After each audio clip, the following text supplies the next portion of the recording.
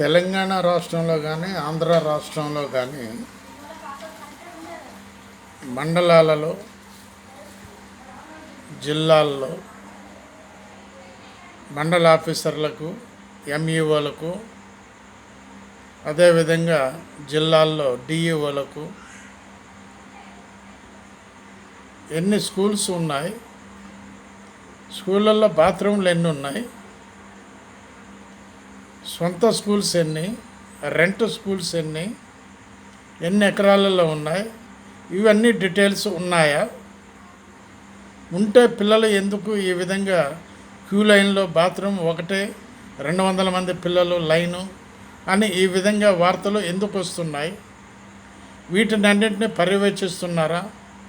ఇవన్నీ జిల్లా కలెక్టర్లు ఒకసారి దృష్టి సారించాలని చెప్పి మా యొక్క వార్తా విశ్లేషణ కార్యక్రమం విన్నవించుకుంటుంది. ఆల్ డిస్ట్రిక్ట్ కలెక్టర్స్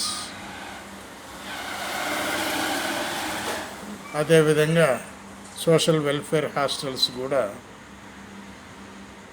సక్రమంగా నడవాలని చెప్పి వార్డెన్స్ ఇష్టం వచ్చినట్టు అవైలబుల్లో ఉండరు. ఒక హాస్టల్కి కలెక్టర్ గారు వెళితే వార్డెనే లేడు అక్కడ. ఆలోచించండి ప్లీజ్. బివి ప్రసాద్, హైదరాబాద్.